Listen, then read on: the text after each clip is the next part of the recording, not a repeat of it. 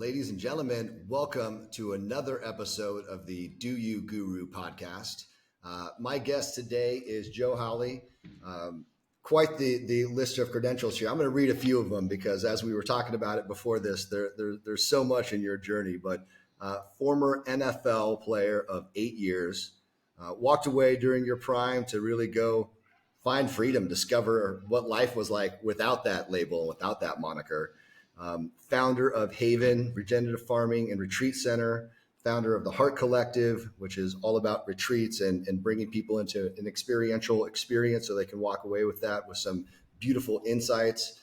He's my friend. He's a father of about to be 2. That next one is coming, and we got weeks here, and partner to a loving wife, Sarah. Joe, welcome to the show, my friend. So excited to have you on, brother. Oh man, it's good to be on the other side of the mic. I know I've had you on my podcast a few times, and yeah, excited about this conversation, man. I know we can add a lot of value when we get together, and yeah, it's father of 2 boys. I don't think it's a special thing. 2 boys. I know it's you have 2 boys of your own, so I get that excited chaos. about that. I get that chaos that you're about to step into, my friend, and it is beautiful. It is a lot, but you are about to be in the thick of it for sure. Well, look, man, I really was excited to have you on the show because, very few people that I've known have gone on the journey that you have gone on. Obviously, spending your entire childhood to mid to late 20s, focused on one goal of attaining a dream to play in the NFL, realizing that dream, and then, walking away to find something else. I think there's a lot of people who listen who feel as though, probably like you did at one point, where you were defined as an NFL player, right? You were part of the NFLPA. Like this was your moniker. This is what you literally eat, slept, breathed, bled for high 20 years. And then to decide to walk away and endeavor into some new things. Let's talk a little bit about that choice to leave and some of the subsequent things that arrived as a result of that choice. Yeah. Oh man, it's interesting because when I feel back to when I retired, my last year playing was 2017. So it's been 6 seasons, and it feels like multiple lifetimes. It's really quite amazing how much I've learned, how much I've grown, how much I've experienced since then, and the journey just continues to unfold. Yeah, like you said, I had one singular focus my entire life. I started playing football in high school, my freshman year, fell in love with it, and about halfway through my sophomore year, I had this dream of playing in the NFL, like that childhood dream that I think a lot of little boys have, and I put a lot into it and made a lot of sacrifices and just continued to improve and get better. And it taught me a lot about who I am and what I'm capable of. And obviously I made it all the way, played 8 years in the NFL, which is a long time. The average career is 3 years. And I had a very up and down NFL career. I lost my starting job 5 different times and had to, in those moments, for whatever reason, I like one year I won the starting job and then I blew my knee out. One year I got replaced by a high draft pick who was the top center in the draft, came in, replaced me. So I lost my starting job for these different reasons. And every single time that happened, I had to dig deep into myself instead of playing the victim or pointing the finger and saying, why is this happening to me? I had to figure out how I can shift, evolve, and show up and work even harder or shift the way I'm doing things so that I can go earn that starting job back. And I was able to do that 5 separate times.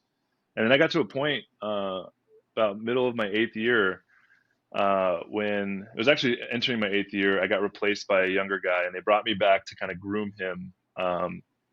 And I had this moment of just like being really tired of having to prove myself. I felt like I was continuously having to prove myself to the coaches, to the front office, to the world, really. And got to a point where I really started sitting with and contemplating the deeper questions of life. About halfway through my career, I started meditating, very struggled a lot with it. Like many people who are new to meditating, I would set my alarm for 5 minutes and close my eyes and, feel like well, how long is this lasting? Like peek my eyes open. It's only been 20 seconds. Yeah. A minute and 30 is gone by. You're like, God damn it. All right. Yeah, I can't This even is sit still hard. for 5 minutes. Like, holy cow. And the reason I did it is because we had these mindset coaches come speak to us as a team, to our team. It was like an extra thing. Like they stayed after practice. Like if anybody wants to see these guys, and there was only a handful of players that actually went to their meeting that they did, and they were talking about meditation. And I grew up in a Christian kind of dogmatic belief structure, so I was told like meditation is this Eastern mysticism. It's not good for you. It's quote unquote like evil or bad or dark. It's It's the how dark devil's energies get in work. your mind. Yeah, Yeah, it's really like Bobby interesting. And so Boucher's mom, right? That's the devil's football. yeah, so I had like these multiple layers of blocks to these tools, but the cool thing that they brought it in was this very like non-spiritual way they approached it. It was like this is to improve your mindset, to improve your focus, decrease anxiety and stress. And it was during a time in my career where, I mean, the NFL is like one of the most hyper competitive environments in the world. The ability to handle stress and anxiety is really what separates the people who stay a long time. And I was really struggling at this time, like, and so I was like, dude, I'll do anything. And so they had this little app, and I committed to it. I said, I'm going to wake up uh, for 5 minutes every day, just wake up 5 minutes earlier. And I just committed to it. And honestly, all it did was show me how wild and crazy my mind is. But that was the key, is I started creating space between and observing my mind, which is the whole point of meditation, is like, if you're noticing how wild your mind is, then you're doing it right. And that's the whole point. And then I read this book called The Power of Habit, which was a really powerful book. And one of the things that really stuck out to me there was this concept of like, if you're driving in the car and you're going to work and it's the same route you take all the time, and then all of a sudden you like, there's these moments where you get in the car and you're driving, and then all of a sudden you're at work and you don't really remember how you got there. And it's because you're lost in your mind and you're daydreaming and all these things. And one of the things similar to that was the toothbrush. And the guy in the book says, I guarantee next time you're brushing your teeth, you're not actually brushing your teeth. You're going to be like thinking about your day or thinking about how your day went if you're brushing at night. And I remember having this moment. It was in Tampa. It was like my 7th year in the league. And I was sitting and I was brushing my teeth and I was looking in the mirror, and I had this moment of that, like reading that book earlier that day. And I like, caught myself and I was like, holy shit, I'm like lost in my mind. And then I came into and like experienced brushing my teeth for the first time and being present with it. And so it's just all these little things started happening and showing up where it's like, holy cow, there's got to be more to this life than the things I've been taught. And I'm really grateful because I worked incredibly hard to achieve what a lot of people only dream of. And I achieved a ton of success, a small level of fame or notoriety, at least in the ideas of our society and culture. I made a really good amount of money. And I got to a point where I still felt like something was missing.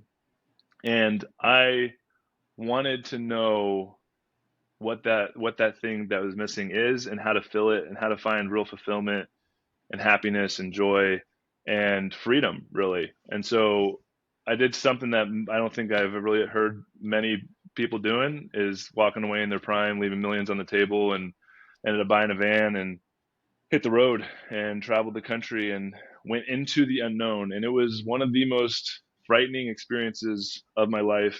I remember a couple weeks after my final game, the finality of that decision was like, hit me, and it was this deep grieving process. It was like, felt like a void, like a black hole, that like all this emotion like I couldn't control just was like, whoa. And it was a super cathartic experience. And I was like, holy shit, like I can't really go back, and I got to keep moving forward, and I don't really know where I'm going to go. And the best thing that came to me was like, I'm going to go on a road trip.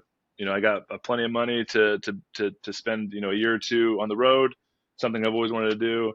And what that taught me was a deep trust and surrender into being open with where the universe was guiding me, and in that openness, allowing space for synchronicities to happen. And so that continued to happen in all these ways out on the road.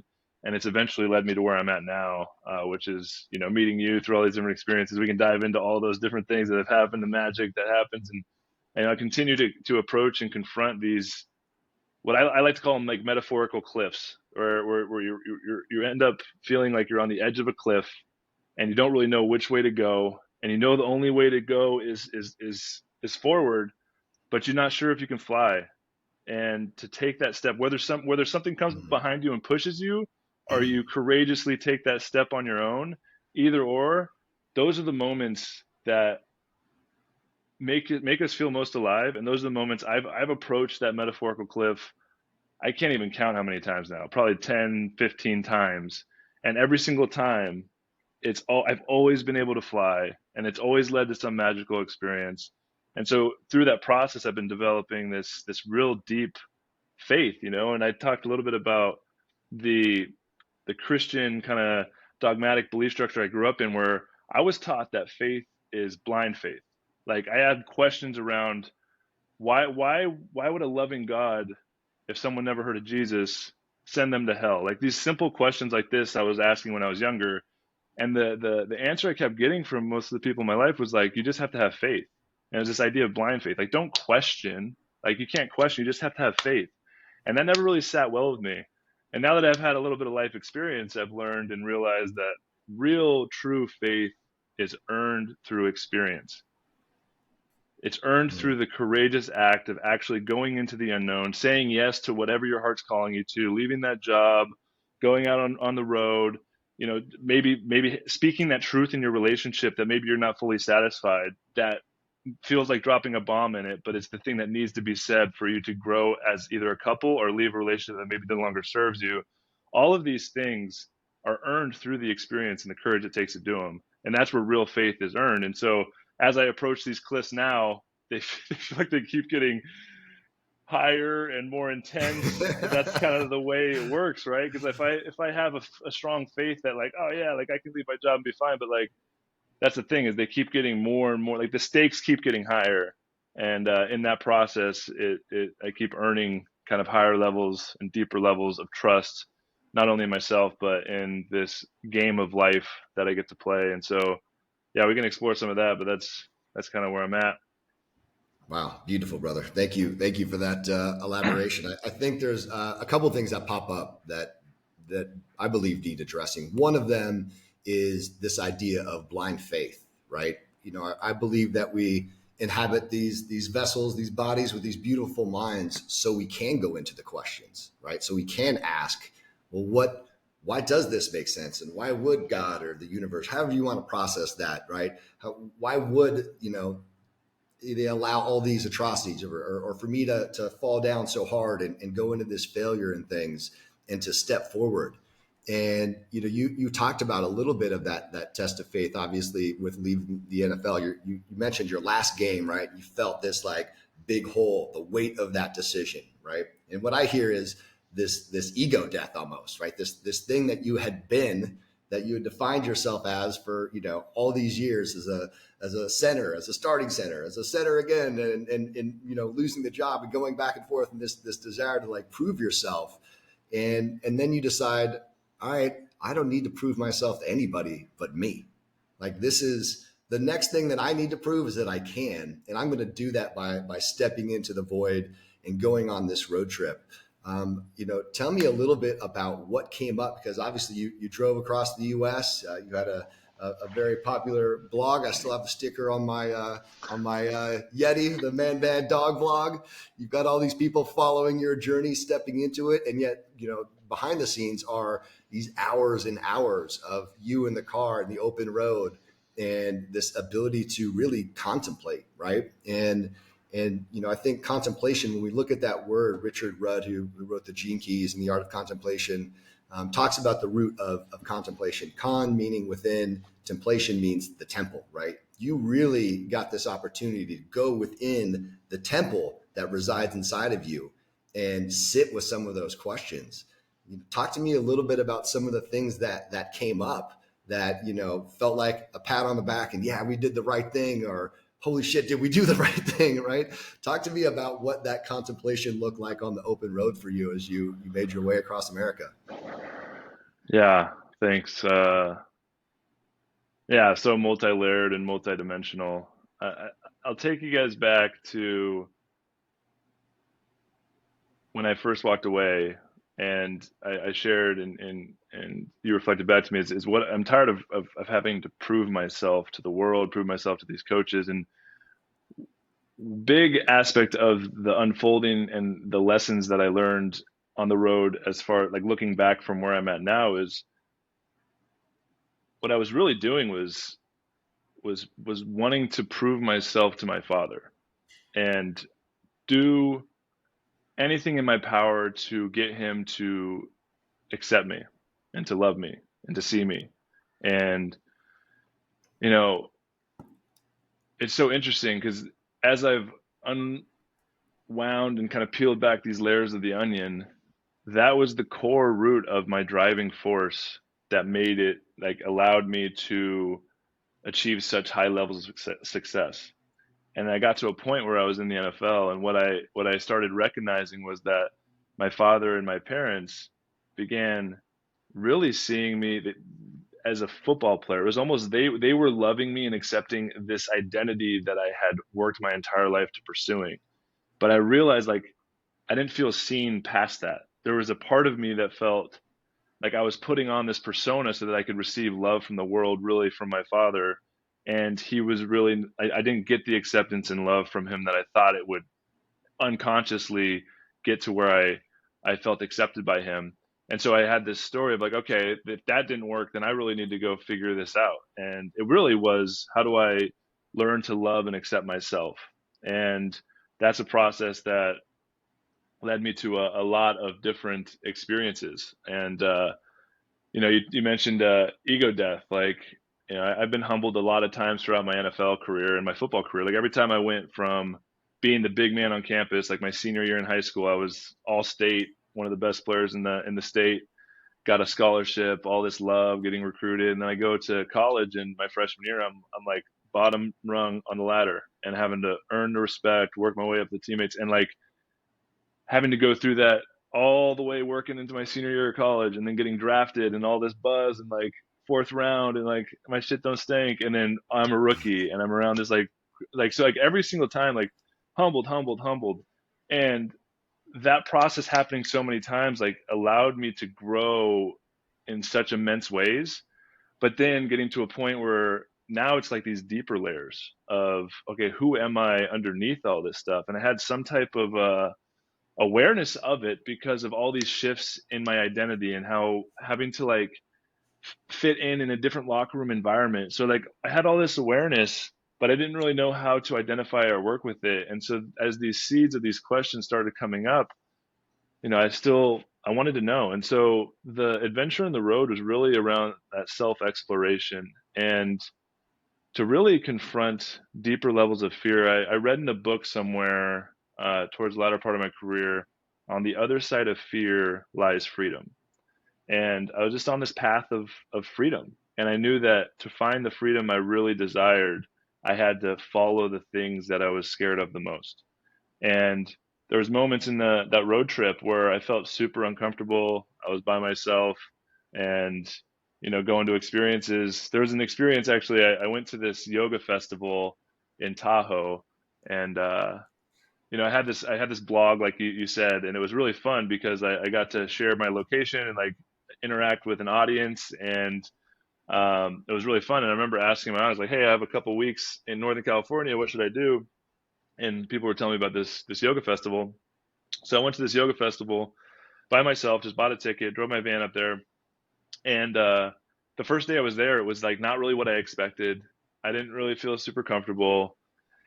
And I remember calling my sister, who was like the one person I really felt was there for me during this time of transition. Because as you can imagine, a lot of people didn't really understand why I was walking away from millions, and this idea, like, majority of society is projecting, "Holy cow, you made it! Like, what do you have to complain about? You're like living the dream. Like, I wish I could do that." And Right, obviously, there's a right. lot of different layers into that. And so, didn't feel really super supported by anyone in my family, not a lot of my friends. They just didn't really understand what I was going through. And my older sister, she was the one person I like really talked to. So it was a very isolating experience this whole time, which is really beautiful because it was like severing these connections to um, all these aspects of myself and all those safety nets. And I remember calling my sister and saying, "I don't really feel comfortable here. I think I'm going to leave, and I don't want to be here." And she was like, isn't that why you did this trip? So that you could be uncomfortable? And I was just like, whoa.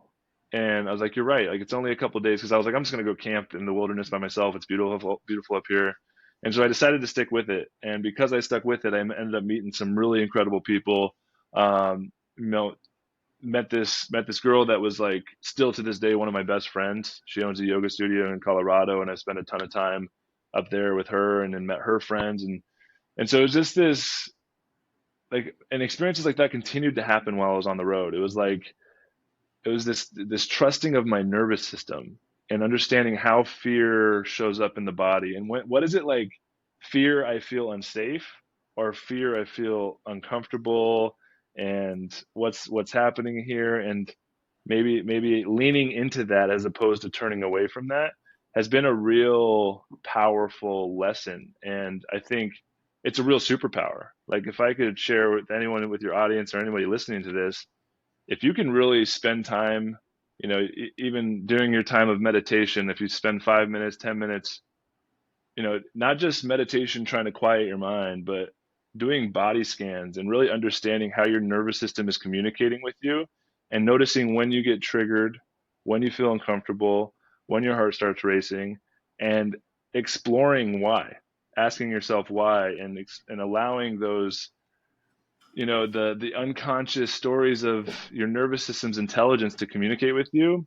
That's really what the contemplation and time to myself on the road allowed me to have space to myself, so that I could get to know myself and how I respond to my environment, my world.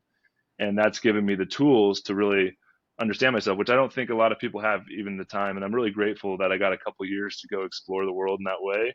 Because I think, in our busy, always connected lives with our phones and our families and our responsibilities, we don't ever really have time to like notice like who we are separate from all of that. And so building that time into our lives, if you're like just a normal professional who's kind of maybe listening to this, wishing you could do that, but there's no freaking way that you could find time to go travel for a couple of years, obviously, is about really creating time for yourself in your daily schedule. And even if it's 5, 10 minutes to go on a walk or just be with yourself and notice, is really, really powerful. Yeah, man, you said a lot there that I think really resonates, and hopefully is cannon fodder for this audience to go forward and create some space. And I think it was I think Russell Simmons said, I think everybody should meditate 20 minutes a day unless you don't have the time, and then you should meditate 40 minutes a day. It's like Oh, we never find time to do the things that we need to do for ourselves. We have to make it, right? We have to make that time and make ourselves a priority. And as you're talking about like these things that would come up, and you're talking about the nervous system and our bodies, and anxiety pops up, and sometimes it's people will crack a beer or go grab a drink, and we think that we have all these different modalities, and say, oh, you seem like you have a little anxiety, and no, I'm good, man, just it's been a long week. Like, we deny a lot of these pieces rather than taking the opportunity to drop in for, like you said, 5, 10 minutes, and what's alive in my body, or noticing it in real time. You're having a conversation with your spouse and you're like, why am I so angry? Like, she just asked me to take out the trash. Like, all of a sudden I'm like, you never listened to me, and I told you I was busy, right? We tell ourselves these stories, and it's like, whoa, that very visceral reaction. And you brought up the analogy of the cliff, right? And it's either something pushes you, or you decide that you're going to take that step off into the unknown. And I think that the universe always rewards our courage. And I've been of the belief for the last few years that you can either pick your battles, or your battles will pick you. And to be able to sit down and say, what is it that I need to work on to be a better human being, right? A better friend, father, son, lover, entrepreneur. What are these things that are holding me back? And to really like drop in and listen to that, and to be able to honor that, right? To go out and quest for those things that are going to make you better in those categories. And some things are easy to measure, and other things are, a little bit more difficult to gain an insight to. So beautiful share on that.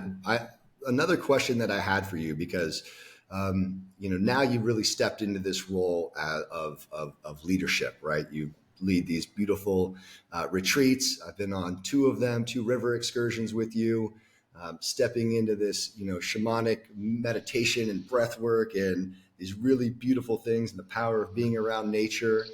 And one of the things that you shared with me that I always found fascinating is you said, there were times in my career where I wanted to pipe up and I wanted to be like the leader and say something, and I didn't.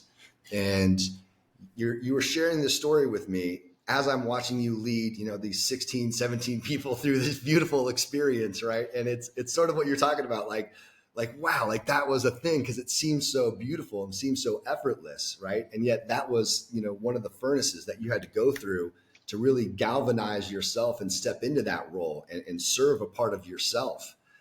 Talk about the decision to start leading some of those retreats and what brought you from feeling like you were quiet in the locker room to like, all right, I'm doing these retreats. Let's hop on the river and you guys are going to have an amazing experience. Oh, such a good question. I really appreciate this. And it's good to reflect on how much I have grown in this realm. And it has been back to that mantra that I adopted: on the other side of fear lies freedom. And oof. When I was playing in the NFL and my entire football career, really, there was a big part of me that felt super insecure, felt like an imposter that was going to get exposed. That, a big lesson around leadership was there was all these moments in my career, throughout my career, that I had this opportunity to step into more of a leadership capacity and role, and I let fear turn me away from that. I remember when I was with the Buccaneers, we were going through, what was it, 2016. We had a really hyped up team. We were on Hard Knocks that year. We had just gotten Deshaun Jackson, and a couple other receivers. Our defense was stacked, and it was Jameis Winston's second year in the league, and so just really hyped up. And we ended up being 3-5 that year. Started off slow, and I remember we had this like team meeting, team players only meeting after one of the practices, and a couple of the vets were like, "Yo, we got a good team. Like, let's finish this year strong. Like, we can still make the playoffs. We just got to show up." And I remember all, like, Mike Evans spoke, and then Gerald McCoy and a couple other guys. Jameis said some stuff, and there was this moment when, like, the whole world like slowed down, and I felt the awareness of the world like lock in on me, and it was like the circle opened up, and I felt this pull from my heart, like, now's your time, like, just speak from the heart, say a few things. And it was like this bubble opened up. It was opportunity. It was quiet. Nobody was talking, and I just knew it was like, this is it. Like, you're Joe. It's your turn. Like, go. Like, that's what, like, the universe is saying to me.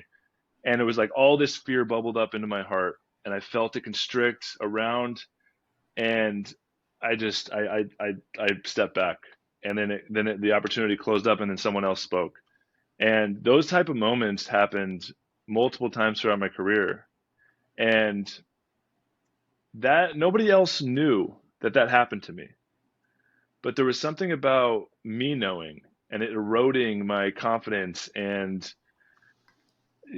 just, it was a lot to deal with. And I think that was a part of me walking away from the NFL too. Like, it was a multi-dimensional, multi-layered decision, and part of me was like, holy shit, like, I need to, like, I don't feel really like worthy of this, and I want to go experience and figure out who I am. And so, on this path of deeper self-discovery, I really wanted to confront that part of myself. And I would say the way I did that was through, like, I would say, like, exposure therapy. The doing it in these ways, in on the road, where, like, I would feel uncomfortable, or like that story I shared earlier, or going into the unknown when I wasn't in front of people. It was a little bit easier to, like, develop a relationship with that fear in my nervous system. And then I got to a point, like, okay, I know I'm supposed to be doing things of, you know, like holding space and holding transformational experiences and being in front of people. And, one of my biggest fears is also public speaking. And so I knew that for some reason I'm going to be on stage at some point in my life, because it was my biggest fear. I knew that's what I was meant to be doing. And it's just this weird relationship with fear that is like, okay, whatever I'm most scared of is what I'm meant to be doing. Otherwise, why would I be scared of it? Why would it elicit any type of feeling in me? It's because I care so much about it. That's why I'm scared. And so I started following those threads. And I remember I did my first retreat. It was for former NFL. It was majority offensive linemen, a couple tight ends. There was a handful of guys that signed up, like 10 guys. Did a retreat in Colorado. And I remember walking around the day before the retreat was about to start.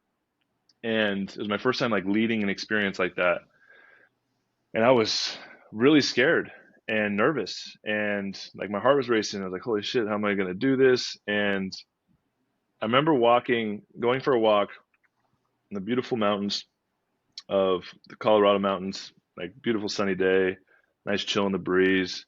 And I remember taking a walk and just like saying a little prayer and just saying, I'm trusting that this is what I'm meant to be doing. And I know that this is my first time, and I know that I have to just start somewhere. And this is where I'm starting. And I'm giving it all, like, just like work through me, like whatever this is, like, just, I let this fear, I give this fear to you, and let me work through this experience and speak through me and work through me, and, allow me to be a conduit for something greater. And in that process, like the fear in my body like subsided again, like this just trust, and that ended up being like a really magical experience. And I remember afterwards, like there was some type of energy working through me, like when I was in front of the people or the guys coming together, like it was almost like I was just witnessing the experience happening through me, as opposed to like needing to figure out what to say. It was just like really intuitive, and it was electrifying and enlivening, and it made me feel so good. And after that retreat, I was like, holy shit, like this is what I'm meant to be doing. And that's the journey I've been on ever since, and it's led me to all these different experiences. Like, the river trip has been such a powerful teacher for me. I went on this river trip in 2020 and had a vision. It was a 4-day rafting wilderness retreat with a company called Adrift, and I had a vision on one of the hikes that I was supposed to be doing, or that would be super epic and transformational, to do a retreat on the river in this way, because it wasn't like a retreat experience; it was just like a normal rafting expedition. And I shared that vision with one of the guides on the trip, and happened to be one of the founders of the company. And so he's like, "Hey, we'll sell you one of our permits, and you can do this next year." And I'm like, "Oh, okay." Like obviously it elicited a fear response in me, so I'm like, "Okay, I'm supposed to do that." And so I said yes, and we co-created this epic experience. I did that for 3 years in a row, and you came on a couple of them, and that experience has taught me so much about who I am, what I'm capable of, and that in this like transformational self-development kind of spiritual experiential retreat and adventure and just self-discovery space, whatever you want to label it as, the real leaders in that space it's not them doing anything. They are showing up as vessels for something greater. And I can feel that when I've been doing these experiences, is like being out in nature's doing the heavy lifting, and I'm just allowing and creating a space and co-creating a space with the people that are there for magic to happen. And that's really what I've learned through this whole process, is like I think there's a lot of kind of different communities popping up, and different kind of gurus with big audiences that everybody looks to for wisdom and knowledge and insights. And there's nothing necessarily wrong with that, but you got to be careful of this kind of spiritual egoism that is kind of taking shape in this world right now, especially when you start getting into and opening up um, to this type of stuff. And it's really the ones that are showing up and being of service in a deep way, and not making it about them, that is is felt. You can really feel that, and I think it's rare, and it's something that I try to embody. And I think it probably, the amount of times I've been humbled through my life from football and then leaving football have played a role in my ability to just take a back seat to and allow the co-creation to happen. Yeah. Yeah, man. You said a lot of really beautiful things there, and I want to hit on two things in particular that really resonated from your story. One of them being, of course, this fact that you've honed in and you have this great awareness around, okay, this is the fear right here. Like you're able to like, honor it and give it a name and say, I'm going to allow this feeling to come through a little bit. And particularly when you were talking about the first retreat and you felt it, bubbling up and you're like, oh man, I'm going to give this up to the universe or to God, however you internalize that, right? And you said, all right, just work through me. And, the feeling that you talked about there about like being removed and really being like this vessel for this beautiful thing to come through, right? And, my perspective is that that's a part of us. It's a part of God. We're a part of God experiencing ourselves, right?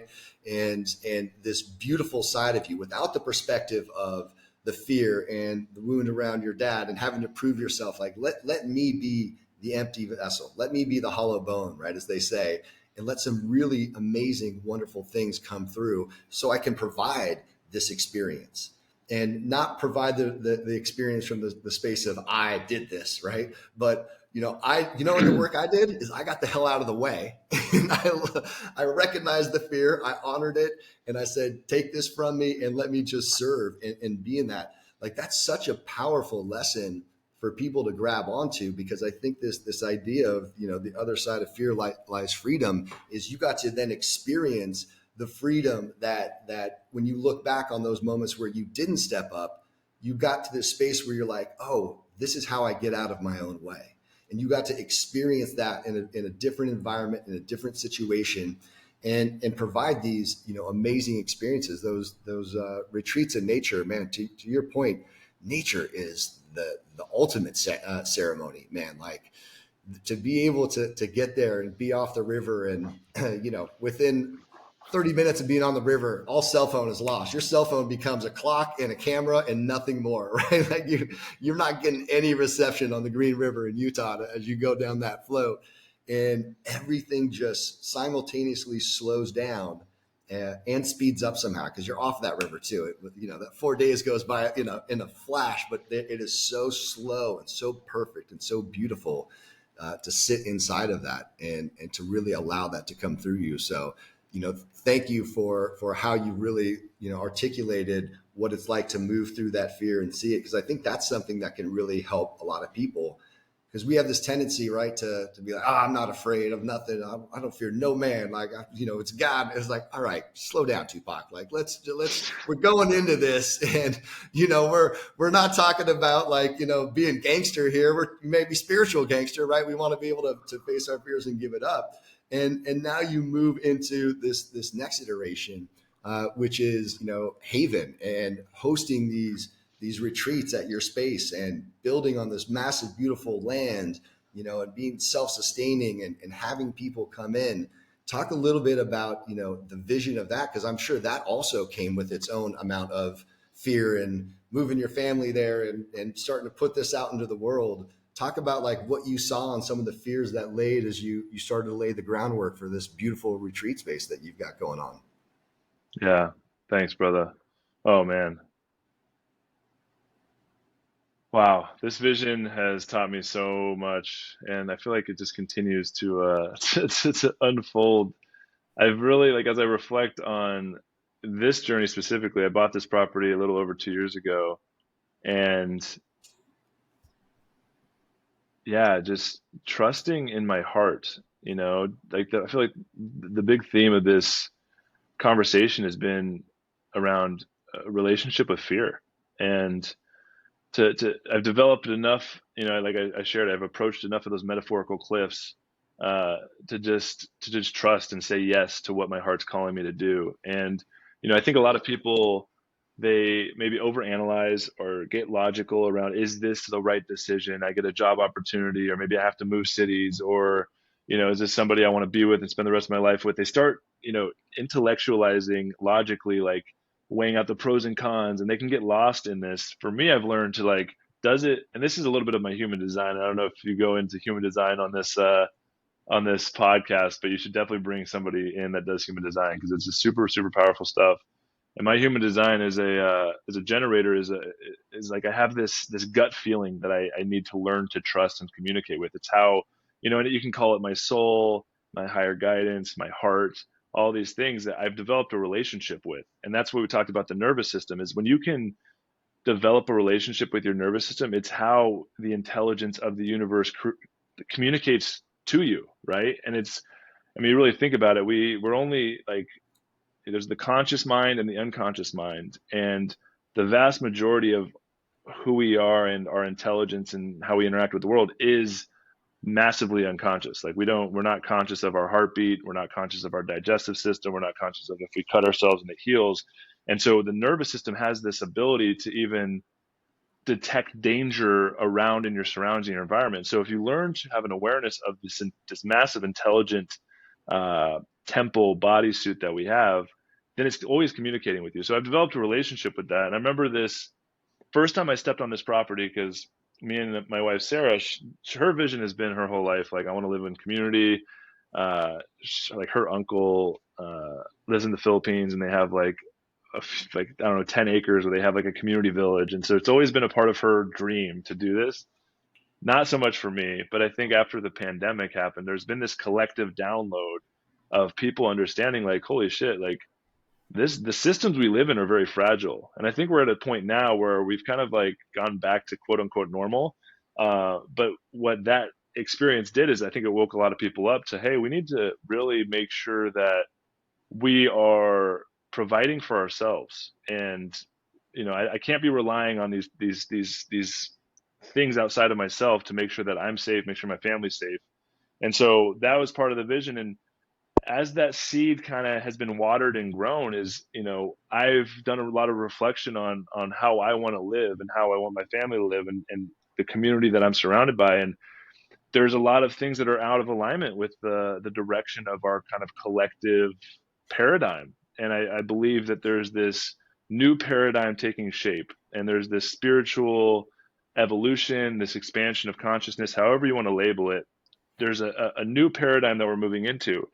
And I think it's a lot more localized, it's a lot more community driven, and it's a lot more self reliance. And so all that to say is I think there's two kind of paths with where we're at is like, am I trying to create a space to survive the impending apocalypse? And it's from this fear frequency. A lot of people are like, what happens if XYZ happens? Like, where am I going to run to? Who am I going to bunker up with? All these billionaires are creating their bunkers, and it's just really like this survival thing.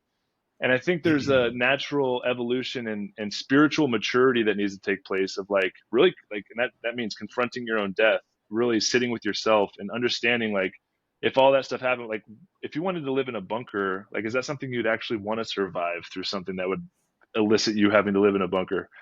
And so there's another way to look at it, which is what I'm really looking on and embodying is like, how do I want to not do this as a survival, like backup plan in case the world collapses and the systems collapse, but what kind of world do I want to live in? What do I want to create? And how do I want to like not do something to survive, but do something to thrive? And so uh, we found this property, and it really called to us. When me and my wife stepped on this property, I remember looking at her, and we didn't, no words were spoken. We just like smiled at each other and said, "This is it." And it was the first property we went and looked at. It's got a 5 acre lake on it. There's this house that sits right on it. It's incredibly beautiful, and we got the like we got the inspection and everything, but we didn't really know what we were doing. We just kind of, I just trusted like this is supposed to be it. I just said yes. And in that process, uh, this project has taught me so much about who I am, about what it means to lead, and what it means to like show up and get my hands dirty. I remember having this experience when I was first bought this place. I was in this kind of like I was in more of the mode of like buying it as a safety net. I was like, okay, we'll have people running the project, running, growing food and everything, but I'm still going to be over here like doing all my stuff in this world. And over the last 2 years since I bought the property, like all of those things have been stripped away from me. And we can go deep into that, but I just the gauntlet has stripped a lot of even more things and deeper layers from who I am. And I got to this point now over this last year where I've like kind of rebirthed into this place. Me and my wife and my family moved out here just a few months ago, and realizing like, holy cow, like this is it. This is what I'm meant to be doing: growing our own food, curating experiential retreats, bringing people together, doing community living, regenerative farming, and really just like figuring out how to live more self-reliant. And that's something I never learned. I grew up in Southern California, like the suburbs, like furthest away from being out in nature and growing our food and getting my hands dirty. And it's taught me a lot, man. And so I don't know if I really answered your question. People are probably like, what is Haven? Because I feel like that question's still popping up. But just to summarize all that, we bought a 72-acre ranch. It's a community project. It's a retreat center. It's a regenerative farm. So we're doing all these things to become more self-reliant and grow our own food, get off grid, but really create a space for collective healing and bringing people together and holding each other and allowing us to let go of these layers that have gotten so stacked up over us where we forget who we are. Maybe some of us don't even, if I asked you a question like, who are you? I'm sure you'd probably say what you do for your living, how much money you make, mention your role in your family dynamic, where you live, like all of these things that we identify with that we think is who we are. And this project and these retreats that we're running is all about peeling those layers back to get to the core, so you can actually really know from a place of deep conviction of who you are and what you're here to do. And that's a spiritual journey. Yeah, I hear you, brother. That's it's beautiful to be able to curate a space the way that you guys are going about it, right? To be able to do some of that deep, inner work that you're talking about. And I think having it on a farm where you can also take it to, do you want to know how to, grow your own fruits and vegetables and, have your own livestock and, where your food is coming from. You're giving people all these different options and they could take it, as deep as they want. Some people might want to go move and be, in the middle of nature. Other people are going to be like, no, I'm a city boy or a city gal. I like it. I like where I'm at, and I still want to do, some of this inner work and understand how these things operate. And you guys being able to do the work to really establish this place of safety where people can come out and be in nature and eat really well and have healthy food and sleep on the land and, go out on the lake and for a dip and like have like this really beautiful like experience and remember what it's like, because I think there's a piece of all of us that is missing nature when we don't have an opportunity to remember how to treat nature because of all the things that nature gives us, right? We tend to just like take and take and take, and until you know where your food and your fruit and your vegetables and all these things come from and the effort it goes into it, it's very different when you get out on the land and all of a sudden, you talk about humility and being humbled and things. There's nothing more humbling than being in the middle of nature, right? It's to eat it in the river and go through a class 4 rapid. It'll make you feel small real fast, right? When you get tumbled, when you're at the beach and you're surfing a wave, and all of a sudden you get in that washing machine. It's like, oh yeah, like there's something bigger than me, and I'm in it, right? And I'm a part of it. And it's just been such a beautiful journey to get to know you, brother, to know your family, to watch all the things that have been going on with you guys and how you stepped into that fear. You're somebody that I always look at as somebody who's always marching towards something, like relentlessly pursuing the greater sense of self, not the greater self, but the greater sense of what that collective self looks like. And so for that, I always appreciate you. And there's so much more for us to dive into that I would love to unpack. And we're getting toward the end of this. So I want to be able to have a little bit of time to go through some of our inside the Guru studio questions that I ask every guest. You can hit these kind of one off. You can elaborate. We'll get through as many as we can.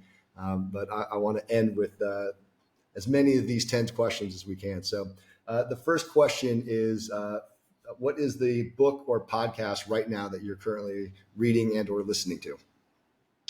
Oh, have so many books open right now. I'm trying to remember which one do I share. Uh, I'm reading Gaia's Garden. It's kind of like a textbook, not really of permaculture design, and really just getting into permaculture design. And it's not what you think. It's a whole way of looking at life, and it's really expanding my awareness and how I look at nature, and not just the design of nature and like how to grow food, but it's how we as humans design things. So like I'm even looking at neighborhoods and the way we design neighborhoods differently. And a simple example to that is in permaculture, it's about how things work together. And water is obviously a huge resource on the planet. It's what makes food grow. It's what humans need.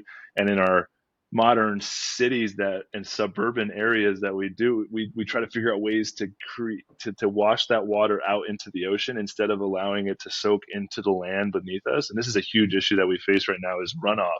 And it's because we have all the concrete stuff. And I'm, in LA, I'm sure you see those big like reservoirs of like where washes where water can go through down to the ocean, and it's really bad for the soil. And so learning to create, and that's what we're doing out on the properties, how do we create uh, like swells so that we can absorb that water into the land. So that's just a simple thing that's really got me excited about some of the permaculture stuff I'm learning about. Awesome. Yeah. I'm familiar with that LA life with the LA River made of concrete runoff coming from a bunch of different places. Like Yeah. no river that you will ever see in nature, that's for sure. What is something that is sacred in your life that you try to do every single day? Wow, I just did it. Take conscious breath. It seems like the most simple thing, but when you really sit and take a few breaths, uh, you can do a breath work, you can do an extended breath work, you can just, sit with your breath and contemplate it. The breath continues to teach me profound lessons. And I think the majority of us go throughout our entire day without taking a conscious breath. And so I try to take breaths with myself regularly throughout the day. Uh, and it's so profound. I can't say enough things about that. Yeah. Breath's a big thing, man. And I think we're talking about our nervous system and all the things that it has to teach us. When you give that attention to the breath, right? It's this ability to like, oh, I've been shallow breathing for the last, however, 4 hours. Like, no wonder I have a small headache, right? I mean, one conscious breath every couple of hours makes all the difference. It just, like breathe in Feels so deeply. good. Oh man, it's just, yeah, it feels amazing to do that. Name something that makes you laugh. Oh man, Chris Hager makes me laugh, which I love. I'll take Uh, it, brother. yeah, yeah, Your boy Luca too. He's got quite the personality on himself. I'm sure you get quite a few chuckles with that beautiful long blonde haired wild man. yeah. 2 year old, 2.5, almost three. Like some of the stuff he says just is so cute. It's and adorable. I can't just, yeah, I can't get enough of him. He's amazing. I have another one on the way too. Holy cow! Buckle up. Buckle up, baby. Round two, another boy. Um, Tell me something that you do to unwind from a long day. So currently, since it's wintertime, we got this big lake. I go jump in the lake and cold plunge. It really, uh, it's I don't know. It just like I can feel it in my nervous system. It feels so good to just like wash away the day uh, with a cold plunge like that. And if I don't have a cold plunge available or it's the summertime, something as simple as like a long shower and allowing the water to just like consciously like wash my day away and clean me off. I think there's a lot of power in really feeling. Yeah, it comes back to the nervous system. Like whatever I had going on during my day, like how can I reset and let it wash away? Uh, so I try to do that every day. Powerful, powerful, man. You've got a big day set up. What are some of the things that you do to prepare yourself mentally, physically for your day? Man, I need to move my body in the morning, and I played a lot of football in my day, so my body gets a lot of kinks. I feel inflammation in my body, and so one of my favorite tools is a foam roller. If I roll out Mm, for 15, 20 minutes in the morning, it changes my day. But really movement, and I think for people that maybe don't necessarily have a strong movement practice, or they don't quote unquote work out, and they might think, I don't have time to go to the gym for an hour or an hour and a half.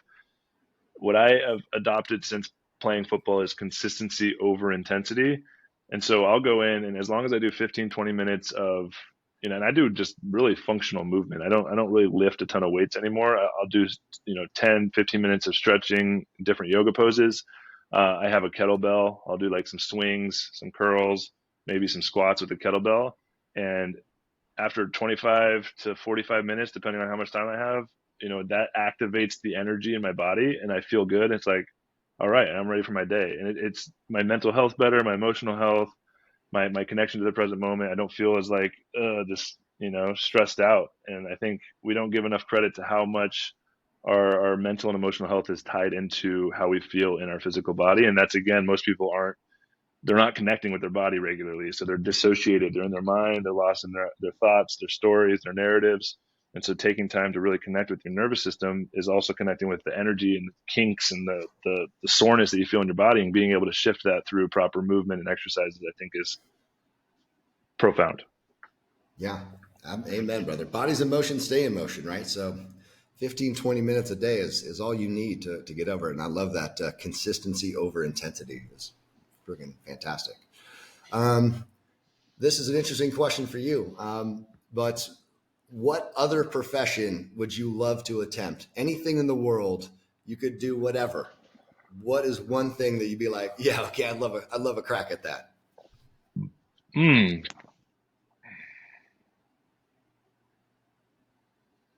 man, like I would love to know what it's like to be like a GM of a football team. Just Mm, like, because the other side of it, like being able to, it's like real world fantasy football, like being able to like actually run the business of it. And I mean, and if that's too close to like my normal profession, I would say some like a pilot would be really cool, to fly, uh, and travel in that way. Um, but yeah, those are two things I kind of think about. all right.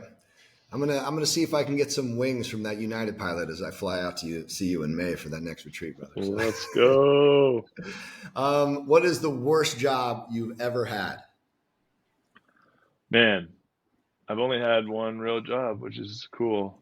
I this is what's fun. I've never really worked for anybody. My only job I had other than football, was a poker dealer, for like private parties in high school. There was like this private party company that would, like, you would hire them, and so I would go deal for them like blackjack or craps or roulette, and they would bring these tables for these private parties. I'd get paid $50 an hour for that, and that's That the only doesn't job I sound ever that really had. bad. That was epic. Yeah, that was fun. But I mean, I'm so blessed. Like, other than that, I never really had a job. Yeah, yeah, I got you. Um, what turns you on creatively, spiritually, emotionally? What are the things that get you like going? Man, it's something that I've lost touch with, and I'm just starting to connect with again in the creative process of artwork, and of drawing, and of writing and doodling. And so, journaling has become a big part of my life over the last couple of years. It's like a really powerful tool for self-discovery and understanding, and processing emotions, all these things. And what I do now is I allow myself to doodle on the paper, and not judging it. Like, creating art, I'm just now starting to, fall in love with that creative process again, and not outcome focused, but falling in love with the actual process of creation, is really, it's so good, and it feels good. Yeah, yeah. There's something of a release to that, right? To just sit with it and let the pen kind of move and flow with it. And that's how you get to see some really great artistry. Anyway, some people have an amazing talent, but I think a lot of people who are fantastic artists have just had this obsession and someone told them they're a good artist and they're like, I love this. I'm going to do it every day. And just it gets better and better.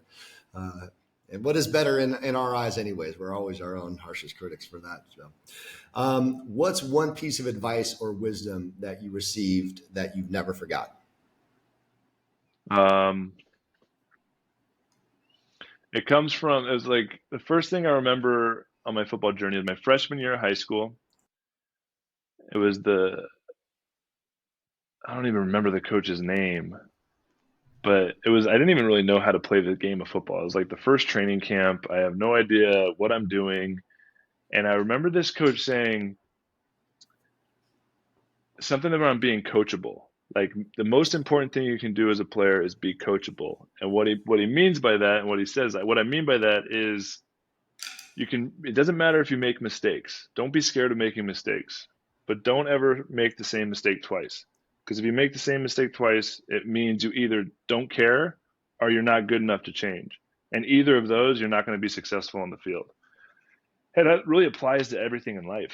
Is like my ability to be coachable is one of the reasons that got me to the heights of success I achieved in the NFL, and what I've carried along with me in my life is I am not scared of making mistakes, and I'll go for it. And in that process and that ability to handle the potential failures that come with just like starting and going is like, okay, now I've learned that, and I know I'm not going to make that same mistake twice, so let's keep on going. And if I can just stack that all the way up and just keep going and never make the same mistake twice, like that is the definition of success for me. Wow. Yeah, man, that's a powerful one. And obviously a testament to what you achieved, early on in your career as you're going through. And I think it's something you continue to embody, right?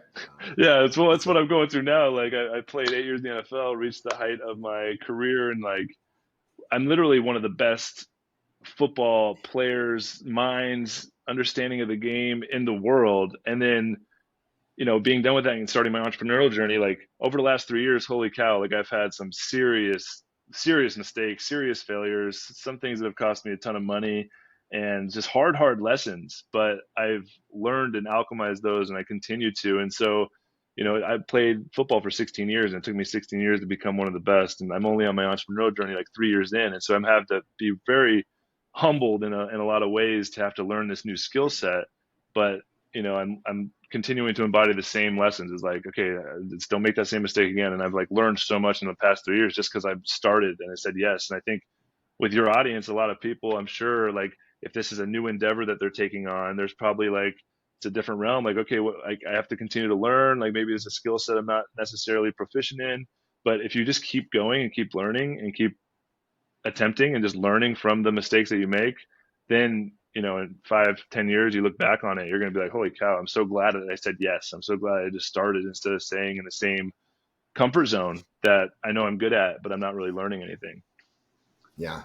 I mean, that's such a powerful lesson, right? Is to keep going. And I think that there's so many lessons that you learn in every stage of your journey that get to apply. You mentioned getting to, 16 years to be the best in the world at something. It's not going to take you 16 years to be one of the best entrepreneurs out there because of all those lessons you learned, early on. You'll do it in half or a quarter of the time, right? Like things will start to evolve. And that's really, I think, what the definition of wisdom is, right? Wisdom versus knowledge. Like wisdom is the applied experience of this amazing knowledge. It's taking all of the mistakes, and I don't even know if we can call them. They're only a mistake if you don't learn anything from it. That's the mistake. It's a lesson if you learn something beautiful from that. And so to be able to venture into, I'm going to do everything I can to empower myself, to learn, to grow, to do these things that I need to do.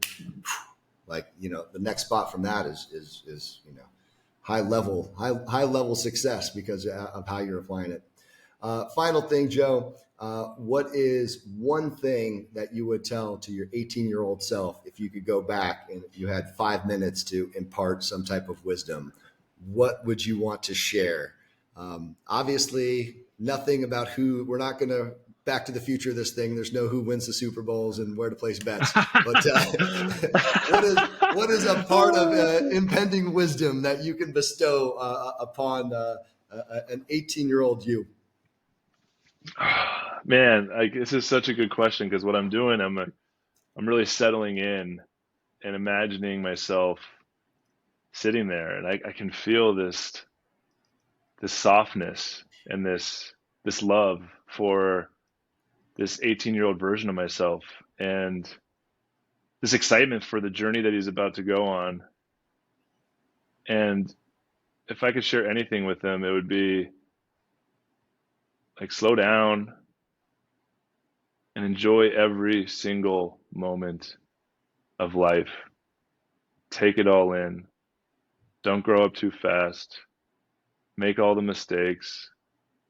Don't be scared to ask out those girls, to to go for it. Like to like don't let fear stop you from just going for life and taking it on. Like you have nothing to lose, and the only regrets you're gonna have is the shots that you didn't take. And man, I'm so grateful. I feel like there's a part of me that is talking to that part of me, and there is this kind of back to the future thing happening where I am where I'm at today because of the advice I just offered myself into the timeline that is existing somewhere past, but it's really happening now, somewhere within, and there's a whole esoteric concept happening. But I feel like, wow, that was really, really special. So thank you for that. Yeah. Amen to that. Thank you for that answer. Some beautiful wisdom that sit inside of that is appreciating the journey, taking the shots, like you said, man. Joe, as always, my friend, it's a pleasure to get any time with you and to be able to jump on a podcast and go through memory lane and have you share is always so welcome. I know for sure we'll have you back because we've got many more journeys that you and I are going on and some big and fantastic plans. So I look forward to having you back, and thank you for coming on the Do You Guru podcast today, brother. Appreciate you. Thanks, Chris. I love you so much, bro. You're incredible, and I'm so proud of you and what you're doing. And if anybody wants to check out what I'm working on, you can go to joe-hawley.com. And also the retreats we run, theheartcollective.com. That's HART, theheartcollective.com. And yeah, me and Chris are going to be co-facilitating something in May. So check that out if you want to come enjoy.